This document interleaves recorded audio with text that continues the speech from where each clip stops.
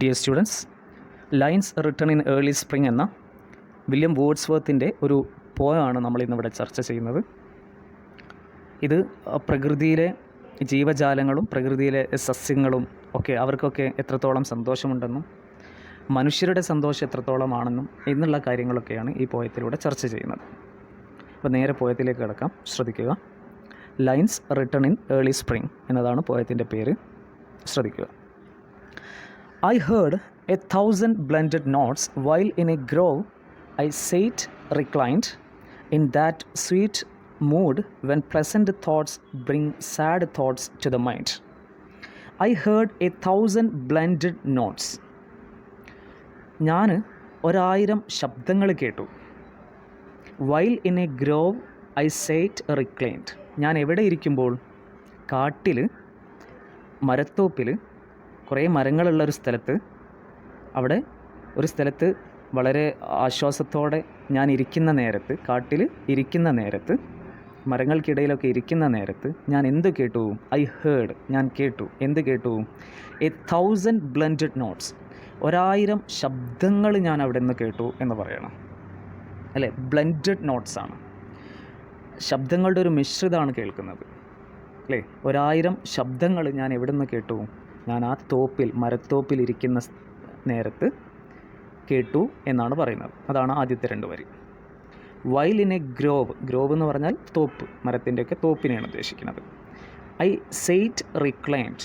Said എന്ന് പറഞ്ഞാൽ പഴയ ഇംഗ്ലീഷാണ്. സെയ്റ്റ് മീൻസ് ഇന്നത്തെ സാറ്റ് എന്നുള്ള, ഇരുന്നു എന്നുള്ള, ഇരിക്കുക എന്ന അർത്ഥം വരുന്ന സിറ്റ് എന്നുള്ള വേർഡിൻ്റെ പഴയ ഇംഗ്ലീഷാണ് ഇവിടെ പറഞ്ഞ സെയ്റ്റ്. റിക്ലൈൻഡ് എന്നുദ്ദേശിക്കുന്നത് ചാരിയിരിക്കുക എന്നാണ്. ഒരാശ്വാസത്തോടൊക്കെ ചാരിയിരിക്കുന്നതിനാണ് പിന്നെ റിക്ലൈൻ എന്ന് പറയും. അപ്പോൾ ഐ ഹേർഡ് 1,000 ബ്ലെൻഡഡ് നോട്ട്സ്. ഞാൻ 1,000 സംഗീതശീലുകളുടെ ഒരു മിശ്രിതം, അല്ലേ? 1,000 സംഗീതം അല്ലെങ്കിൽ 1,000 ശബ്ദങ്ങളുടെ ഒരു മിശ്രിതം ഞാൻ എന്ത് ചെയ്തു? കേട്ടു. ഈ ശബ്ദം എന്ന് പറഞ്ഞാൽ പ്രകൃതിയിലെ ശബ്ദങ്ങൾ എന്നാണ് ഉദ്ദേശിക്കുന്നത്. അങ്ങനെ അവിടെ ആ തോപ്പിലിരിക്കുമ്പോൾ ഒരുപാട് ശബ്ദങ്ങൾ ഞാൻ കേട്ടു. പ്രകൃതിയിൽ നിന്നുള്ള മനോഹരമായ പാട്ട് പോലത്തെ ശബ്ദങ്ങളുടെ ഒരു മിശ്രിതം, ബ്ലെൻഡ്, അത് ഞാൻ കേട്ടു എന്ന് പറയണം. ഇൻ ദാറ്റ് സ്വീറ്റ് മോഡ്, അങ്ങനെ ഇരിക്കുന്ന ആ നല്ല സുന്ദരമായൊരു അവസ്ഥയിൽ, when pleasant thoughts bring sad thoughts to the mind, നല്ല ചിന്തകളുമായിരിക്കുന്ന ആ നേരത്ത് ഒരുപാട് എന്തുകൂടെ മനസ്സിലേക്ക് വന്നു? ഒരുപാട് സാഡ് തോട്ട്സും മനസ്സിലേക്ക് കടന്നു വന്നു എന്ന് പറയണം. ഒന്നുകൂടെ പറയാം. I heard 1,000 blended notes. 1,000 ശബ്ദങ്ങളുടെ ഒരു മിശ്രിതം ഞാൻ എന്ത് ചെയ്തു? കാട്ടിൽ ഇരിക്കുന്ന നേരത്ത്, വളരെ ആശ്വാസത്തോടെ ഒരു കാട്ടിൽ ഇരിക്കുന്ന നേരത്ത്, മരങ്ങൾക്കിടയിൽ ഇരിക്കുന്ന നേരത്ത് ഒരുപാട് ശബ്ദങ്ങൾ, അത് പക്ഷികളുടെ ശബ്ദങ്ങളാവാം, മരത്തിൻ്റെ ശബ്ദങ്ങളാവാം, ഒക്കെ ആവാം, അതിൻ്റെയൊക്കെ ഒരു മിശ്രിതം ഞാൻ കേട്ടു എന്ന് പറയണം. ഇൻ ദാറ്റ് സ്വീറ്റ് മൂഡ്, അങ്ങനെ ഇരിക്കുന്ന ആ ഒരു നല്ലൊരു അവസ്ഥയിൽ, മൂഡിൽ, when pleasant thoughts bring sad thoughts to the mind, ആ നല്ല ചിന്തകൾ വന്ന കൂടെ തന്നെ എൻ്റെ ഉള്ളിലേക്ക് എന്തുകൂടെ വന്നു? 1,000 എന്തുകൂടെ വന്നു? സാഡ് തോട്ട്സ് കൂടെ എൻ്റെ മനസ്സിലേക്ക് വന്നു എന്ന് പറയണം. അടുത്ത stanza. To her fair works did nature link the human soul that through me ran and much grieved my heart to think what man has made of man. To her fair works did nature link the human soul that through me ran. പ്രകൃതിയിലെ ഓരോ വർക്കുകളും connect ചെയ്തിട്ടുണ്ട്, link ചെയ്തിട്ടുണ്ട്, ബന്ധിപ്പിച്ചിട്ടുണ്ട്. പ്രകൃതിയിലെ ഓരോ വർക്കുകളെന്ന് പറഞ്ഞാൽ പ്രകൃതിയിലെ ഓരോ വസ്തുക്കളും, അതവിടുത്തെ വൃക്ഷങ്ങളാവാം, അവിടുത്തെ ജീവികളാവാം, എന്തുമാവാം. അപ്പോൾ പ്രകൃതിയിലുള്ള ഓരോ വസ്തുവിനോടും, പ്രകൃതിയുടെ ഓരോ വർക്ക്സിനോടും പ്രകൃതി കണക്റ്റ് ചെയ്തിട്ടുണ്ട്. എന്തുമായിട്ടാണ് പ്രകൃതി കണക്റ്റ് ചെയ്തതെന്ന് ശ്രദ്ധിക്കുക. The human soul that through me ran, എന്നിലൂടെയും നിങ്ങളിലൂടെയൊക്കെ നടക്കുന്ന, ഓടുന്ന ആത്മാവിനെ, സോൾ, ഹ്യൂമൻ സോൾ, മനുഷ്യാത്മാവിനെ, എന്നിലുള്ള അല്ലെങ്കിൽ നിങ്ങളിലുള്ള ആ മനുഷ്യ ആത്മാവിനെ, മനുഷ്യനെ എന്തുമായിട്ട് കണക്റ്റ് ചെയ്തിട്ടുണ്ട്? പ്രകൃതിയിലെ ഓരോ വസ്തുവിനോടും പ്രകൃതി കണക്റ്റ് ചെയ്തിട്ടുണ്ട് എന്നാണ് പറയുന്നത്. മനുഷ്യനും പ്രകൃതിയും ഒക്കെ ഒന്നായി ലയിച്ച് കിടക്കുകയാണ് എന്നാണ് ഉദ്ദേശിക്കുന്നത്. To her fair works did nature link the human soul that through me ran. എന്നിലുള്ള ആത്മാവിനെ പ്രകൃതിയിലെ ഓരോ വസ്തുവുമായിട്ടും എന്ത് ചെയ്തിട്ടുണ്ട്? ലിങ്ക് ചെയ്തിട്ടുണ്ട്, കണക്റ്റ് ചെയ്തിട്ടുണ്ട്. Okay. And much it grieved my heart to think what man has made of man. പിന്നെ എന്നിൽ ഒരുപാട് സങ്കടങ്ങൾ വരികയാണ് ചിന്തിക്കുമ്പോൾ, അല്ലേ? Much it grieved my heart, എൻ്റെ ഹൃദയം നന്നായിട്ട് ഗ്രീവ് ചെയ്യുന്നുണ്ട്, വേദനിക്കുന്നുണ്ട്. എപ്പോൾ? ടു തിങ്ക്, ചിന്തിക്കുന്ന നേരത്ത്. എന്ത് ചിന്തിക്കുന്ന നേരത്ത്? What man has made of man, മനുഷ്യനോട് ചെയ്തുകൊണ്ടിരിക്കുന്ന ഓരോ പ്രവൃത്തികളെക്കുറിച്ച് ആലോചിക്കുമ്പോഴും ചിന്തിക്കുമ്പോഴും മനുഷ്യനോട് ചെയ്ത ഒരുപാട് ക്രൂരതകളുണ്ട്, അല്ലേ? പല രീതിയിലുള്ള ക്രൂരതകൾ. അപ്പോൾ അതിനെക്കുറിച്ചൊക്കെ ആലോചിക്കുമ്പോൾ എൻ്റെ ഹൃദയം എന്ത് ചെയ്യുന്നു? വേദനിക്കുന്നു. എൻ്റെ ഹൃദയം വേദനിക്കുന്നു.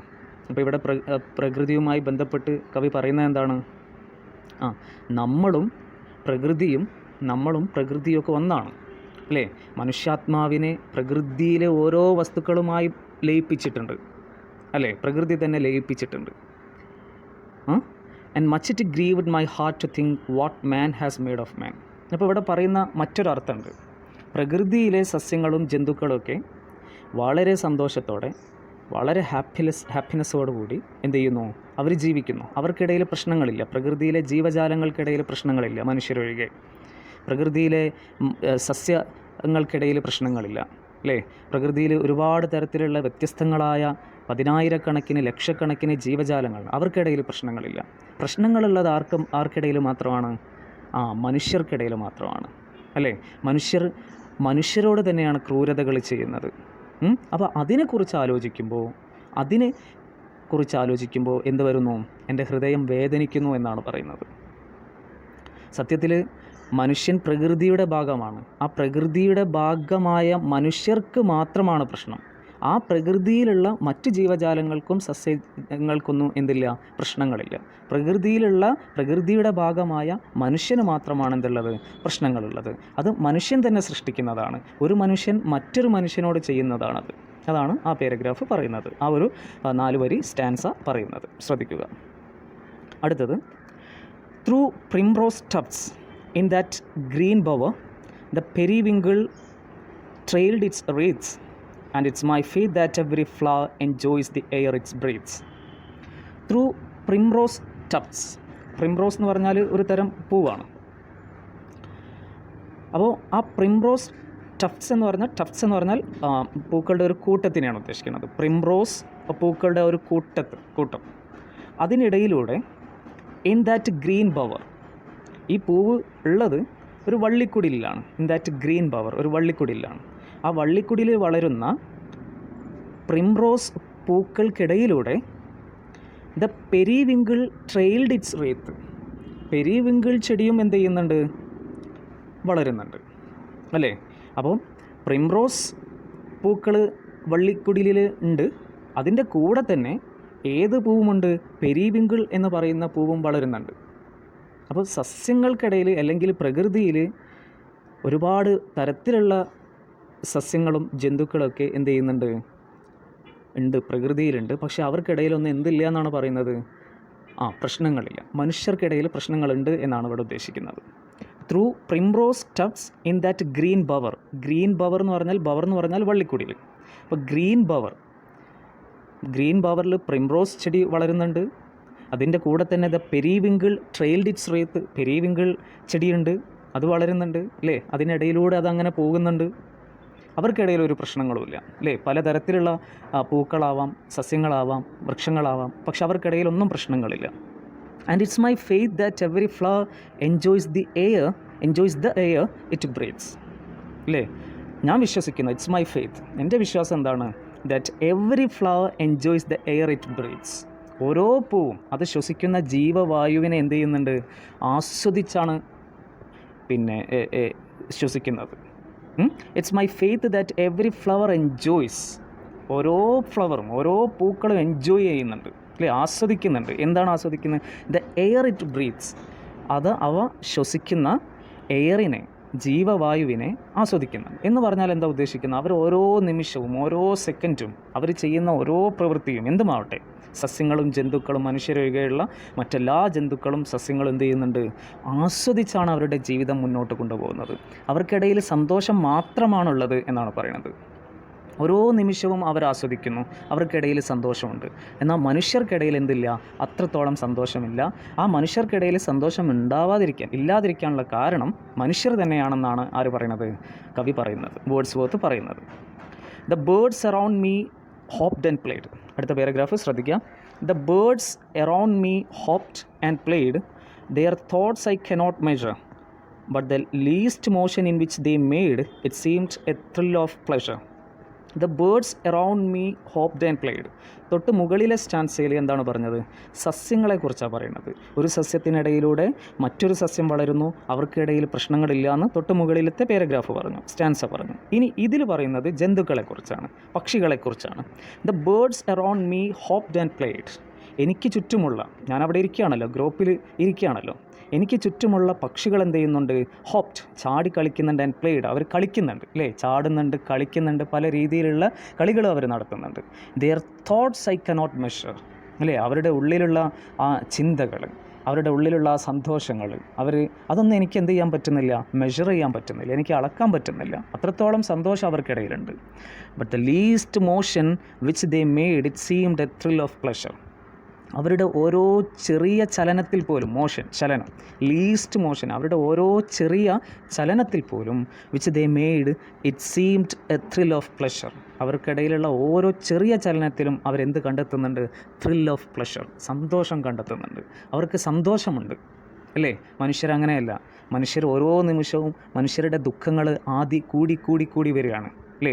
എന്നാൽ സസ്യങ്ങൾക്കിടയിലോ മനുഷ്യരല്ലാത്ത മറ്റ് മൃഗങ്ങൾ, ജന്തുക്കൾക്കിടയിലോ ഒന്നും ഈ പ്രശ്നങ്ങളില്ല. അവർക്കിടയിൽ സന്തോഷം മാത്രമാണുള്ളതെന്നാണ് ആര് പറയുന്നത്? കവി പറയുന്നത്. അടുത്ത സ്റ്റാൻസ് ശ്രദ്ധിക്കാം.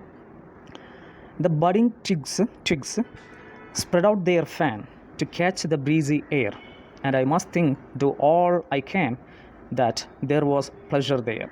The budding twigs spread out their fan.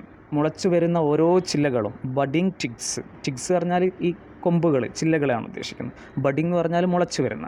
അപ്പോൾ മുളച്ചു വരുന്ന ഓരോ ചില്ലകളും, കൊമ്പുകളും, വൃക്ഷങ്ങൾ, മരത്തിൻ്റെയൊക്കെ ഓരോ കൊമ്പുകളും സ്പ്രെഡ് ഔട്ട് ദെയർ ഫാൻ അല്ലേ, അവരുടെ ഇലകളെ അവർ പുറത്തേക്ക് സ്പ്രെഡ് ചെയ്യിക്കുന്നു, പുറത്തേക്ക് നീട്ടുന്നു. എന്തിനു വേണ്ടിയിട്ടാണ്? To catch the breezy air അല്ലേ, ഈ കാറ്റിനെ ക്യാച്ച് ചെയ്യാൻ വേണ്ടിയിട്ട്. ബ്രീസി എയറിനെ, മന്ദമാരുതനെ അല്ലേ, അതിനെ ക്യാച്ച് ചെയ്യാൻ വേണ്ടിയിട്ട് അവരെന്ത് ചെയ്യുന്നു? ഈ ചില്ലകളൊക്കെ അതിൻ്റെ ഇലകളെ പുറത്തേക്ക് സ്പ്രെഡ് ഔട്ട് ചെയ്യിക്കുന്നു. എന്ന് പറഞ്ഞാൽ കാറ്റിൽ ഇവയൊക്കെ ആടി കളിക്കുന്നു അല്ലേ. കാറ്റിൽ ആടി കളിക്കുക എന്ന് പറഞ്ഞാൽ അവരെ അത് എൻജോയ് ചെയ്യാമെന്നാണ് ഉദ്ദേശിക്കുന്നത്. അവരെല്ലാവരും അവർക്കിടയിൽ സന്തോഷമുണ്ട് എന്നാണ് ഉദ്ദേശിക്കുന്നത് അല്ലേ. And I must think, do all I can, that there was pleasure there അല്ലേ. എനിക്കറിയാം, ഞാൻ ചിന്തിക്കുന്നത് എന്ത് മാത്രമാണ്, എനിക്കറിയാവുന്നത് എന്ത് മാത്രമാണ്, that there was pleasure there, അവിടെ എന്തുണ്ട്? അവർക്കിടയിൽ സന്തോഷമുണ്ട് അല്ലേ. എന്നാൽ മനുഷ്യർക്കിടയിൽ അങ്ങനെയല്ല എന്നാണ് പറഞ്ഞു വരുന്നത്. If this belief from heaven be sent, if such be nature's holy plan, have I not reason to lament what man has made of man.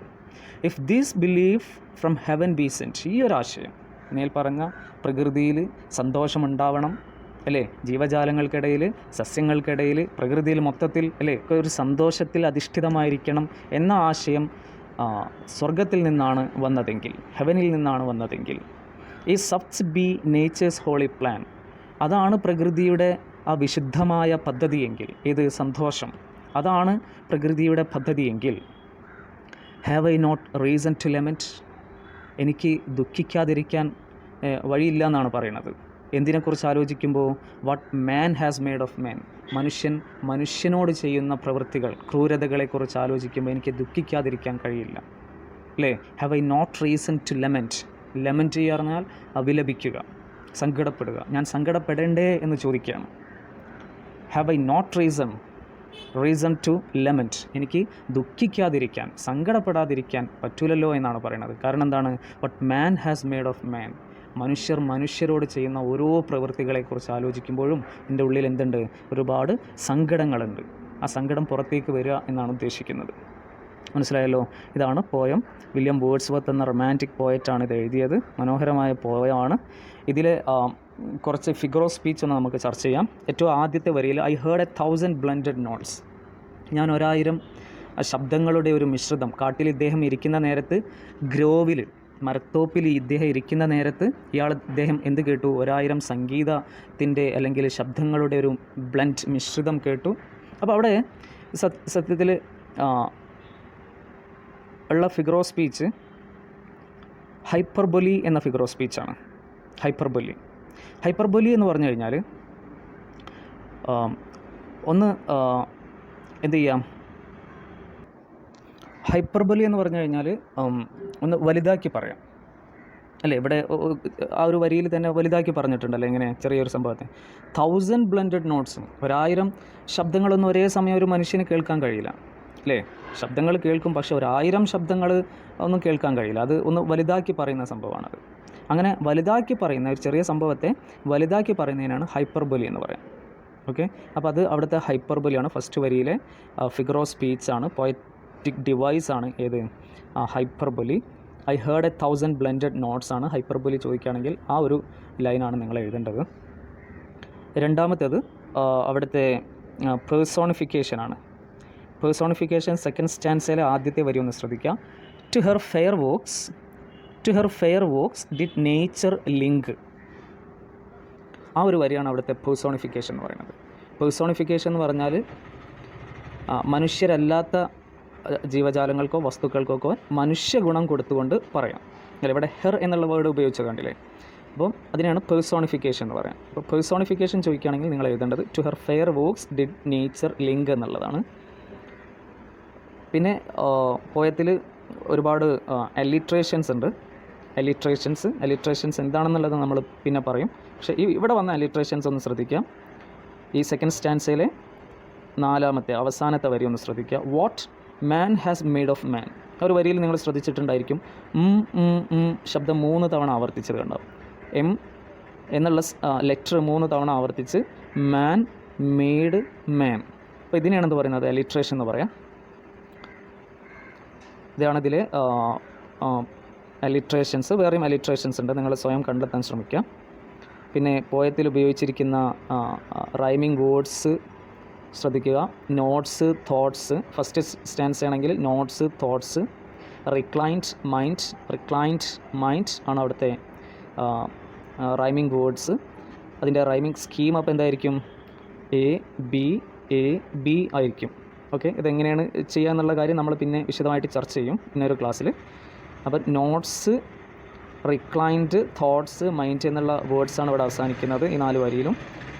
A B ആയിട്ടാണ് അവിടുത്തെ റൈമിംഗ് സ്കീം വരിക. ശ്രദ്ധിക്കുക, റൈമിംഗ് സ്കീമാണ് എ ബി. റൈമിംഗ് വേർഡ്സ് ചോദിക്കുകയാണെങ്കിൽ notes, thoughts, reclined, mind. Okay, ഇതൊക്കെയാണ് പോയത്തിലെ പ്രധാനമായിട്ടുള്ള കാര്യങ്ങൾ. പോയത്തിൽ കുറച്ച് ഇമേജറീസ് ഉണ്ട്, അത് നമ്മൾ പിന്നെ ചർച്ച ചെയ്യുന്നതായിരിക്കും, നോട്ട്സിൽ നിങ്ങൾക്ക് തരുന്നതായിരിക്കും. Okay, thank you.